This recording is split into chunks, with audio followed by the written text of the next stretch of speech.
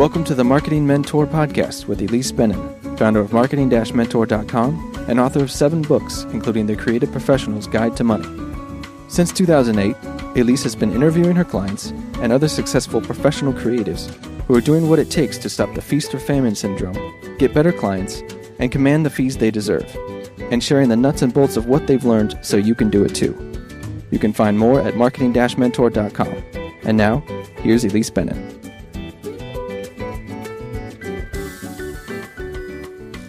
Today's episode is a little different. I'm interviewing Paula Rizzo, who is a seasoned TV producer, and Terri Trespicio, who my audience may know because over the last 2 years, she has quickly become one of the favorite How Live speakers, and she will be back in 2017. And Paula and Terri have a free new video course called How to Be a Media Magnet. That is not as tricky as most people think. You just have to know how to do it, as with everything. So in this conversation, I asked all the questions I imagined you would want to know the answers to, including what do TV and other media producers look for when they need a fresh new expert for their shows, and especially whether you need to have a book to get on TV and whether that book can be self-published. I learned a ton, and you will too.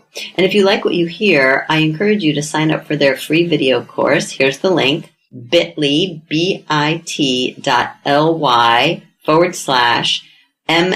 Media. That's case sensitive, capital M, capital M, capital M Media. I don't usually do this, but that is an affiliate link. That's how strongly I feel about this material. Because once you've seen the videos, if you want to learn more, then you can apply for their 4-week online course, which will start in October. I really think this is super. So listen and then see what you can apply to your own business.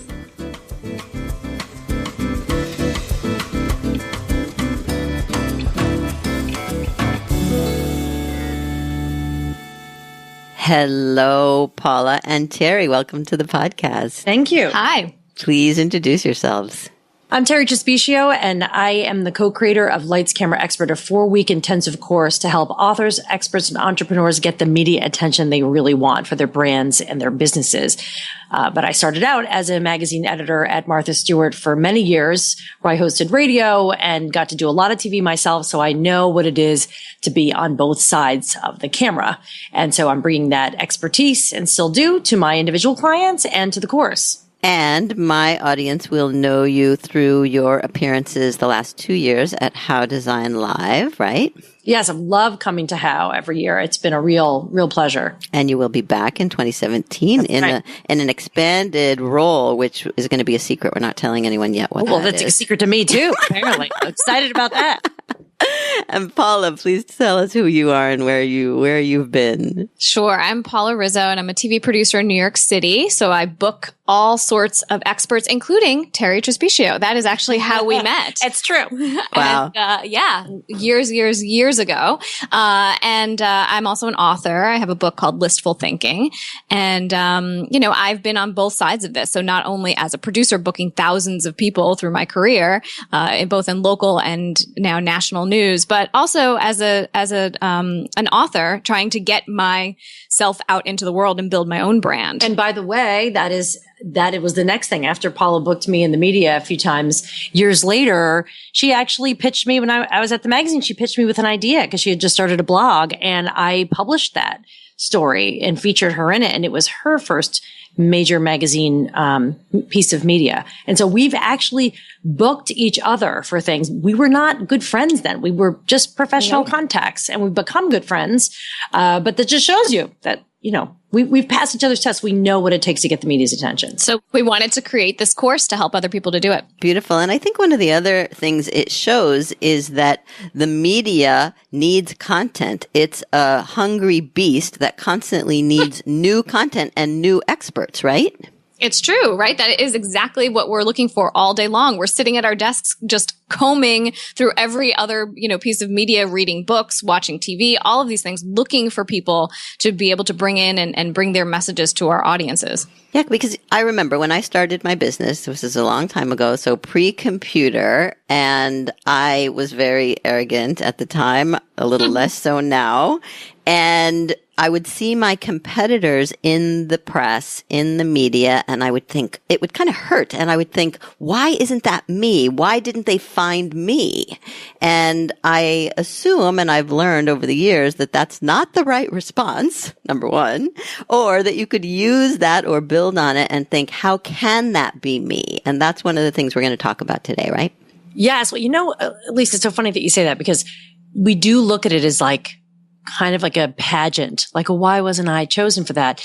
The question was, could they find you? Had you reached out to them? The people in the media are not any better than the rest of us. They just took that extra step. And by the way, someone we've been talking to, who was expressing interest in learning from us said, oh, I didn't even know you could pitch the media. I thought the powers that be decided who would be featured. And I thought, God, how many other people think that the media is some god that will descend on you? It's like, they're just people sitting at their desks waiting to be pitched. And also, I mean, there is this whole other layer of PR people and publicists, right? I mean, how important are they in the process? Sure. So when we're getting pitched, we get pitched by all kinds of people. It could be the expert themselves or a publicist for a campaign or whatever it is. But yeah, I mean, they have influence. And so that doesn't mean that you have to work with a publicist to get in front of the media, but they do have contacts. I mean, we've been working with them probably for years. And so hopefully they know the types of things, the types of stories that we're looking for, the type of experts we need. So that definitely, it helps, but it's not, you don't have to have a publicist to get mentioned in the media at all. And some of the PR people really, they just don't get it either. Sometimes, I mean, sometimes they're a layer that is helpful and sometimes it isn't. So you don't need necessarily, depending on where you are in your career and what you have to promote and where it's worth investing in PR. And sometimes it really is worth it. But for someone starting out who wants to get some media mentions out there, you don't necessarily have to hire a whole PR team off the bat. And I've actually heard from some other people who book, whether it's for TV or looking for experts to quote in a magazine or a newspaper, that they kind of prefer to get the more genuine and authentic pitches from the expert themselves. Is that true? Absolutely. And sometimes, the pitch won't totally match. Like if I get a publicist who sends me a pitch, it'll look like a great pitch. Maybe it's a little bit over the top and I'm like, wow, let me talk to this expert and see. And so often the pitch doesn't really mesh with what the message is that the actual expert has. And it's so disappointing because you talk to them and you're like, well, that wasn't as great of a story as you made it out to be. So sometimes it is better to have it come right from the expert because they know the real story. I've had doctors say to me in the past, like, oh, this is actually not that big a deal. And I'm like, but your publicist is pitching it like it's the biggest deal in the world and I should be frightened right now, over it. But yeah, for sure. I think that if it's coming from the actual expert, sometimes it's a little bit, it's just distilled down in a different way. But just knowing how to get that message out there and who to contact, that's the difficulty. But I mean, it's not that hard. But it's a skill. Yeah. It's a skill and you can learn it. And you absolutely can learn it, whether you hire PR people or not. And isn't it just like going after clients? I mean, that's the thing that always amazes me. When people ask me how to get into the media, you just put your list of prospects together and reach out to them. It's the same. And I was thinking about that when I was thinking about talking to you today, that you're forever saying, look, how to get business, put one foot in front of the other, start contacting people one-on-one to see if you're a fit for each other. And the media is no different. Somehow we think when I go to the media, as if I'm going to go talk to Oz, like that man behind the curtain, as if you're talking to some big machine. You're never talking to the machine. You're talking to a person. And that person, like a client or potential client of yours, has his or her own set of needs, short-term, long-term. They have stuff that they need to do and things they need to find right now. So it's a lot like pitching new business. You just have to know that person requires a customized pitch to them. That's all. It's not the same content, but it is the same approach. And what are some of the other things that the obstacles, self-imposed obstacles that people put in their way to this? First off, people always think, oh, I'm not an expert. Ugh. Why would anyone want to hear from me? Right. And so that just stops you right away. They think, oh, that person on TV, like they're like a real expert because the media says so. But you could just stop thinking that right now because it's just crazy. I mean, the fact that you are, a business owner or, you contribute in however you do, I mean, that makes you an expert in that field. That's your expertise. The media is a hall of mirrors. If you want to be called an expert, you call yourself an expert in the media, and you are. Now, not for everything. If you're a brain surgeon, you got to be a brain surgeon if you're going to pretend you're a brain surgeon.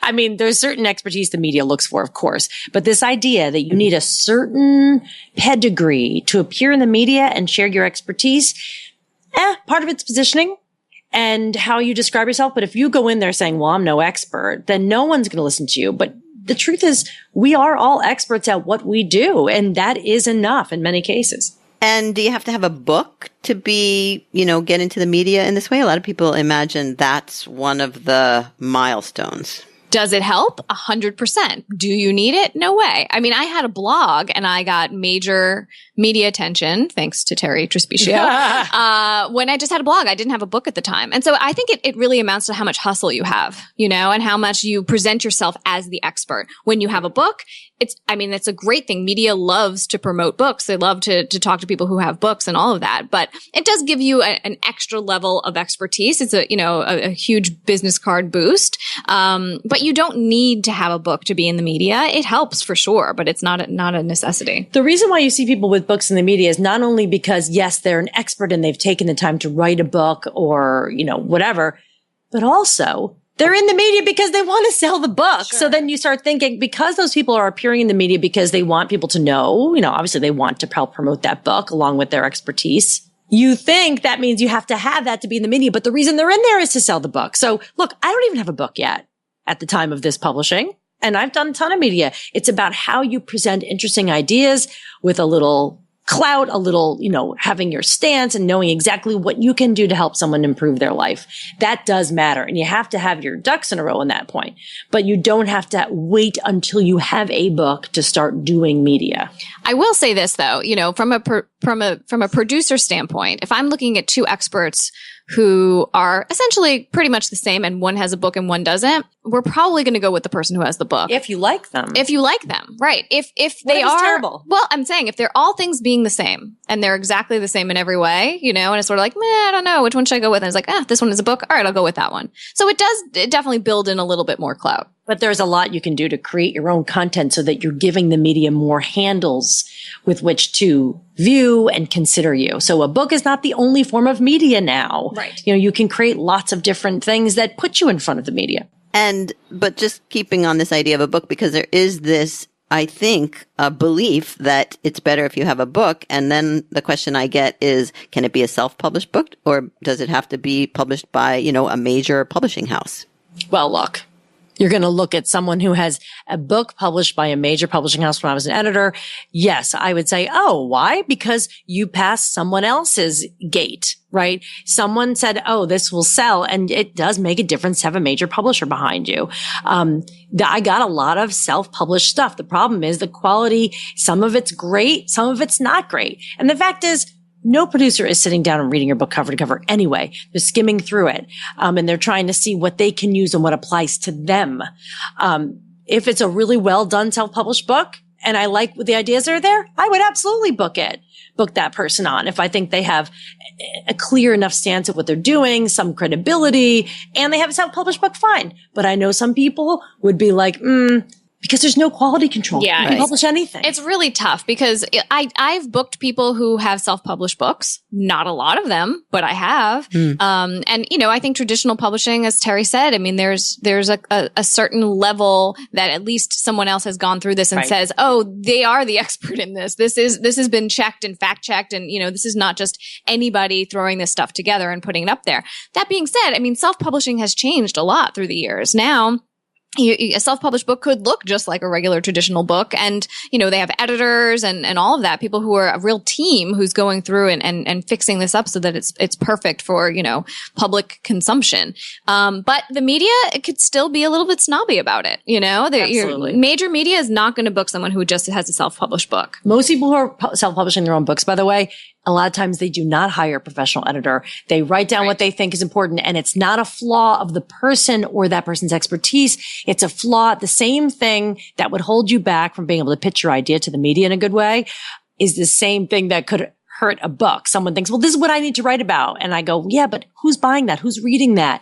What does that say to the media? It's the same muscle that allows you to pitch the media is the same muscle that allows you to create compelling content. And if your book is not compelling content, it's not going to help you in any way. Well, and let's be clear. If you're pitching the media with a self-published book or a traditionally published book, that book is not your pitch.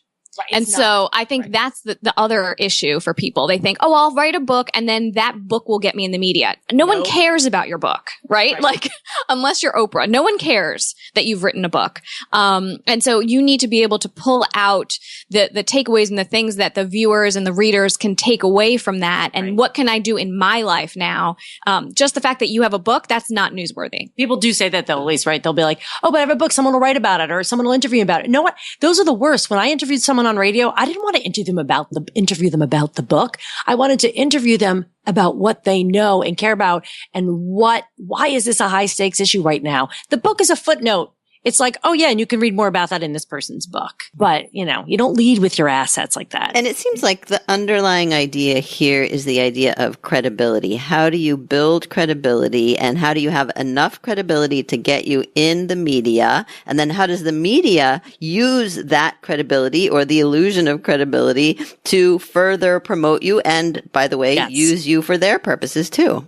Right. And some of it, is an illusion, as you mentioned. I mean, not in a sneaky kind of way, but it's that you have stacked the deck in your favor, and so you make sure that you come across as the expert. And so when I Google something in your expertise, you're popping up all the time because your content is out there. You've already been kind of mining all of that and throwing it out there so that I see, oh, you are actually an expert in this field. And that means you're not just waiting for occasional media to make you a media expert. What you're doing is looking at your whole career and life and brand through a media lens, saying, who wants to know about this? Who needs to hear about it? And that idea and that lens is the very lens that helps you not just pitch the media, but create great blog topics, maybe come up with an ebook idea, a course idea. Maybe you're going to you're going to write a bunch of stuff, or you're going to create a bunch of YouTube videos. We're in the era of the individual publisher, like we're all publishers of our ideas, as you, Elise, are one of the most prolific, but also we are producers of our brands. So if you want the media to feel that you're doing this, you've got to give them a lot of evidence. And that can mean how many YouTube views, how many people are reading your blogs. If I see someone whose book was self-published, but she has several 100,000, reblogs of her stuff or retweet, she's reaching an audience.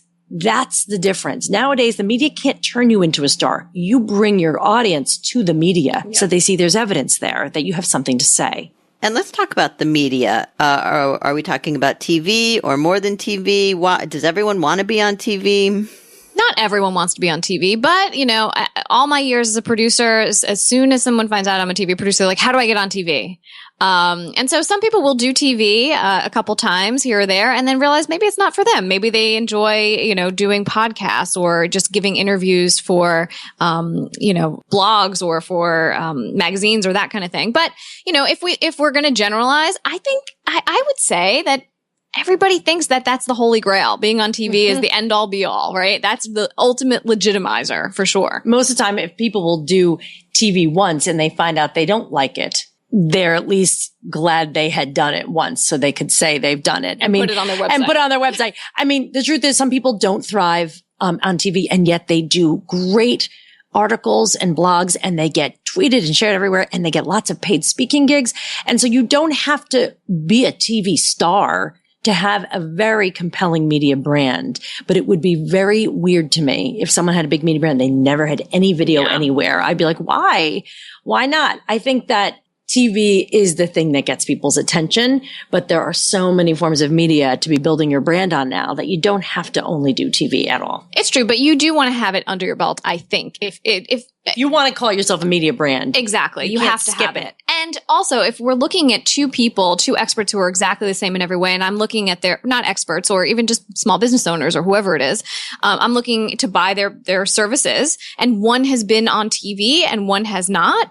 That's a legitimizer right there. That's something that's credibility you can't get anywhere else. And when we say TV, are we talking about the major networks? Are we talking about cable? Are we talking about YouTube? What exactly do we mean by TV? It's become a very liquid term. In my mind, TV is anywhere where you've been featured by, when I think TV, it doesn't have to be ABC, NBC, CBS.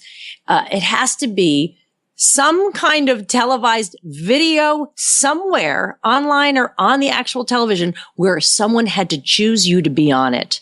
So there was a producer involved. You can do YouTube videos of yourself all day long. It's not the same as being on TV. But if you're featured on someone's famous YouTube channel where they have several million viewers, that's closer to TV. Yeah. But I think if video and TV are becoming synonymous. They are, the but audience. You know, if we're gonna go down and say like local TV versus, you know, the Today Show or that kind of thing. But you still know? TV. It's still TV in the end, you know. I think you need to work your way up. So you're not gonna start at the Today Show. No, but like, what do you consider TV? Do you consider something that's on cable too, or on just online? I think it is. Or even like my creative live course. Is that me on TV?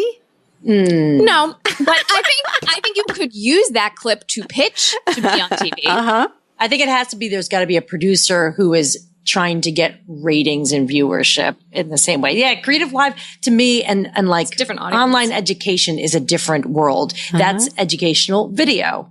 TV is a lot shorter. Creative live goes for like they have you in there for 40 days and 40 nights to teach, right? It's like not quite that long. Very intense.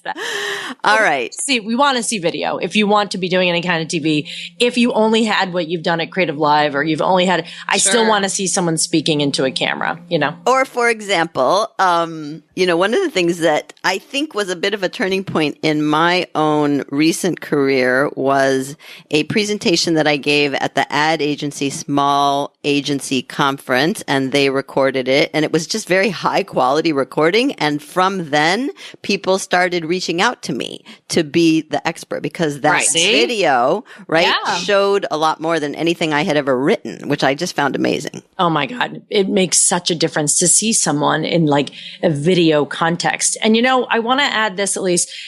One of the things that people say is like, well, why? I want to be in the media, but then, you know, you don't really get paid to do that. I said, no, you do not.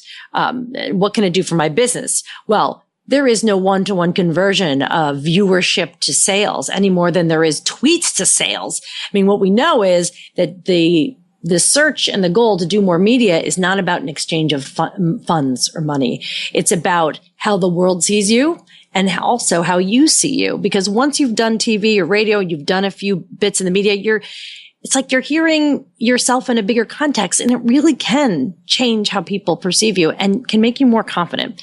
That's really important when you're doing your own, when you're running your own shop specifically. It's a game changer. It is. People say, oh yeah, well this person, oh, she has a TED Talk or she was featured here, blah, blah, blah. Like, does TED Talk count as TV? No. I would say no. I would say no. No? Okay. TED Talk is its own world though. More people have watched my TED Talk than probably watched the evening news. Of course. Yeah. It's true. So it depends on what you see it as, but you're right. If you're going to pitch, I mean, if you've only done a TED Talk, whatever. And you're going to pitch media with that. I mean, that's an effective way to pitch to be able to get on television. If you've never been on television and you have that as your clip, that's pretty impressive, you know? People want to see it. A TED Talk is a great card to have in your pocket for TV, but also for other speaking gigs for sure. All right. So we're talking about this. I want to wrap it up. It's so much wonderful information and there's a lot more. And we're talking about this because you both are teaching this new course, which I am totally supporting and want people for whom it's appropriate to apply. So tell us about it. So Lights Camera Expert is a 4-week intensive course. It's an online video course that Terri and I have created to be able to walk entrepreneurs, experts, and authors through how to craft the perfect pitch, how to figure out what the media wants, and how to crush it on air. So there's a process to all of this. First off, you need to see what is it that the media wants? What are we looking for? What could you contribute? Then it's how do you actually pitch to them? Right? How do you come up with these ideas?